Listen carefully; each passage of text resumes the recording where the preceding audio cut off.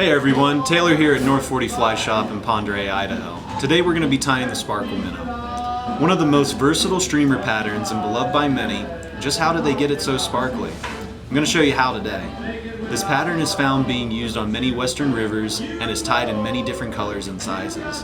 From smallmouth bass to trout, it is a go-to in my box, especially during spring runoff and the fall feeding frenzy that predates a long hard winter for fish. The Sculpin format, which displays a gold back with a black stripe and white belly and olive tail, is my go-to combo. Today I'll show you how to tie the Sparkle Minnow from scratch using a dubbing loop technique, no brushes required. Enjoy, and don't forget to stop by the shop and say hi. So to tie the Sparkle Minnow, we're going to start off by dressing our hook. I'm going to dress it the whole way back to the barb, so whenever I let the thread hang down, it's lined up with the barb on the hook. So I'm going to start off, well, not to mention we started with a tungsten conehead on there as well. So I'm going to take a piece of white marabou and I'm going to line it up.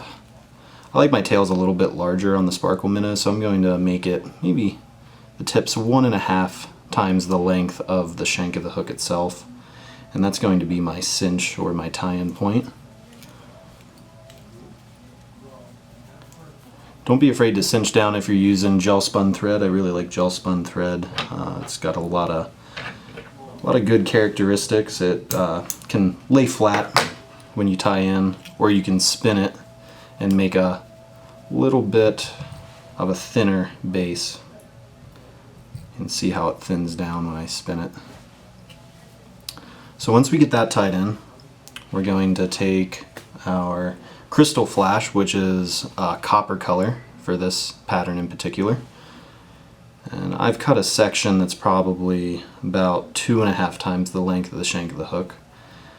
And what I'm going to do is tie that right in with about the length of that white tail. I'm going to tie it right in line, right on top. Then I'm going to take what's left and I'm going to fold it over and tie right on top of that. So when you look at the fly this direction, we actually have it splaying out to each side but still on top of the white. So next we're going to take the top of our tail, which is going to be olive marabou, and I'm going to take another clump and I'm just going to match that to the length of the bottom of the tail, and we're going to tie that in.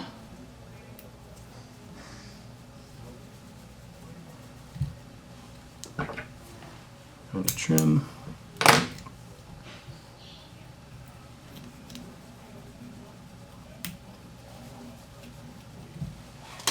So again, the hook that we're using here, if you saw in the recipe, it's a Gamakatsu S11 4L2H. These are some of my favorite hooks. I tie Murdic minnows on them, and then I also tie these Sparkle minnows on them, and I really like them. So we'll get this all splayed out so you can see there's definite layering in that tail. So next step is I'm going to get my dubbing spinner ready. I really like these that spin. I'm going to go ahead and create a dubbing loop.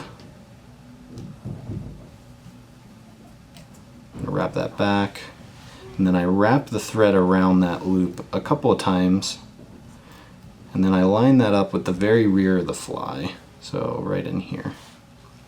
And I'm going to go ahead and take the dubbing spinner.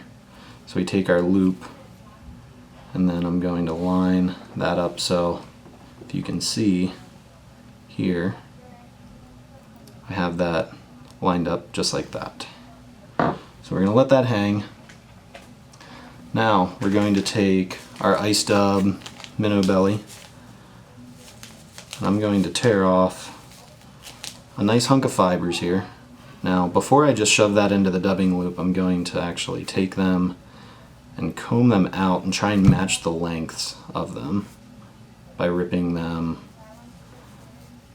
end from end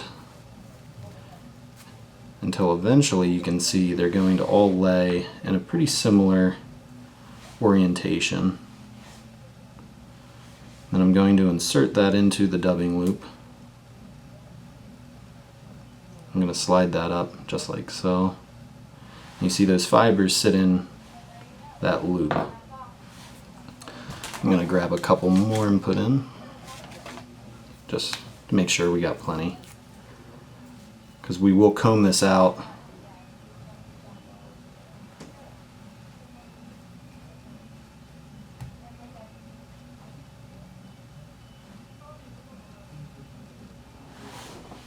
So now I'm going to take this and I'm simply going to spin, hoping it doesn't fall out like it just did. So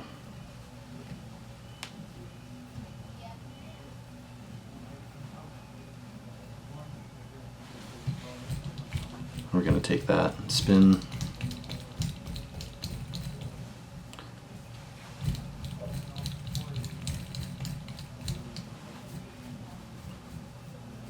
I'm going to pull those fibers off and out to the side.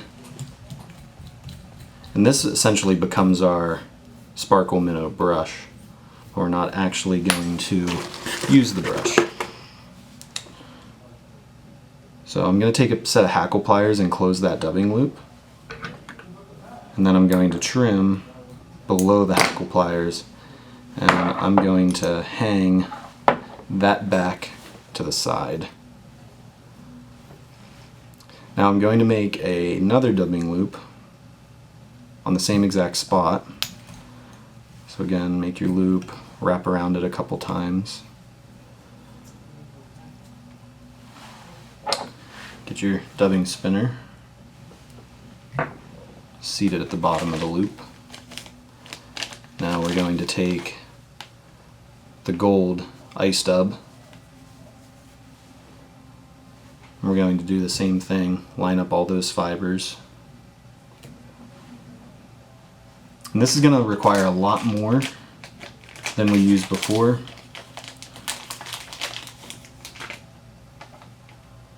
So I lay it out on the table beside me until I feel like I have a pretty decent amount for the fly that I'm going to tie.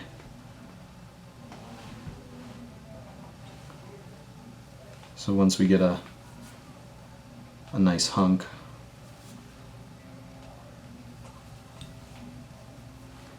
so we have our hunk here.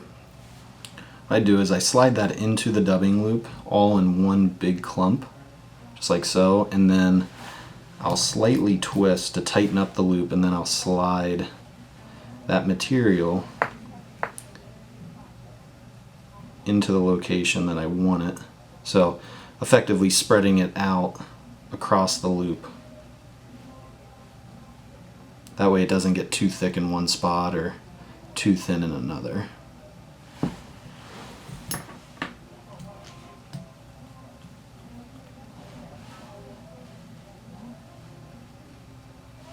And then once that's all in there, I'm going to again twist. I'm going to twist it pretty tight before I comb it out. I don't want to lose too many fibers.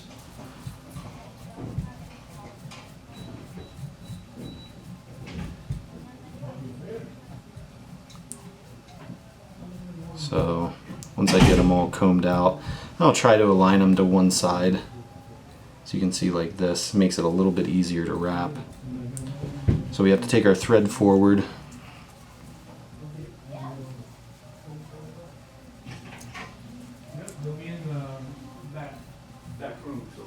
And then I'm going to wrap all of this forward.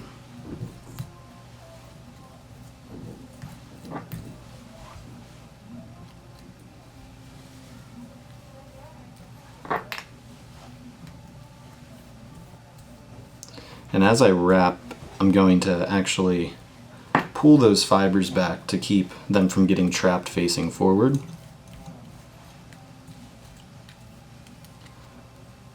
Just going to keep wrapping forward.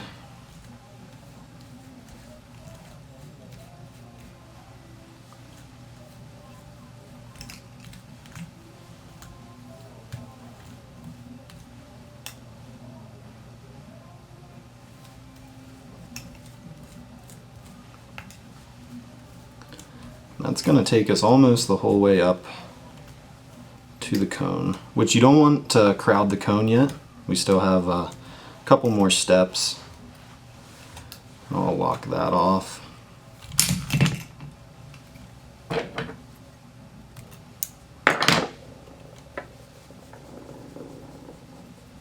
Cinch that down nice and tight.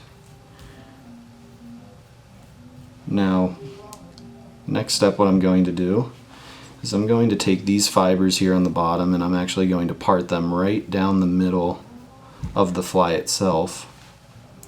That's going to leave us a section where we can pull our white ice dub forward for our belly. So the brush that we had made before, we're going to take and essentially tie facing forward, just like so. So now we have our belly tied in.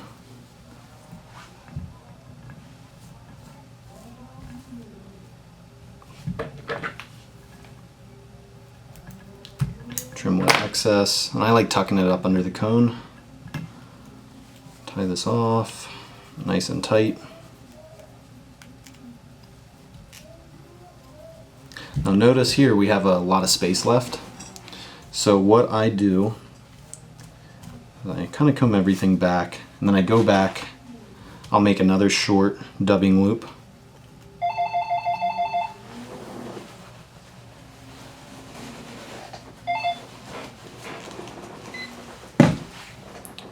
So make another short dubbing loop, wrap around,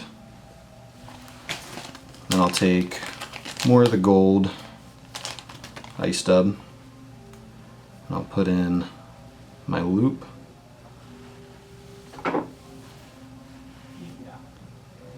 And this is going to create a collar.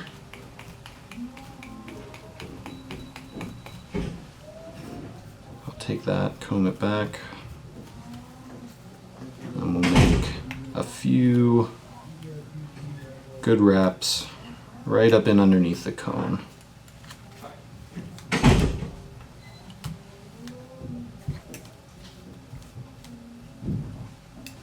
So we took our dubbing loop for the collar and wrapped it around,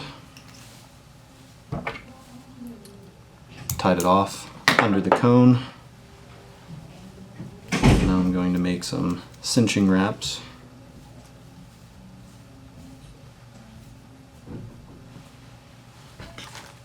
And we're ready to whip finish. Go once, and then I'll go again twice.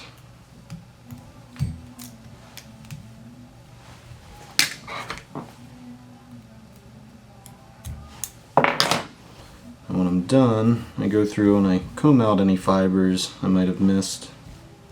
I make sure everything's lined up the way I like it. Some people will splay it out like this and then give them a little bit of a trim just to shorten up some of those fibers so they're not too ridiculously long.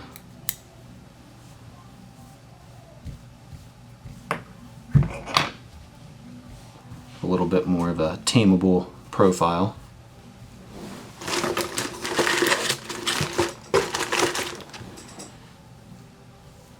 And there you have it. That is Sparkle Minnow without the Sparkle Minnow brush, just using a dubbing loop and ice dub. So thanks for watching today, folks. If you like the videos, we got a lot more on north40flyshop.com. We have the extensive blog selection, so feel free to check those out as well. And hope to see you on the vise again sometime soon.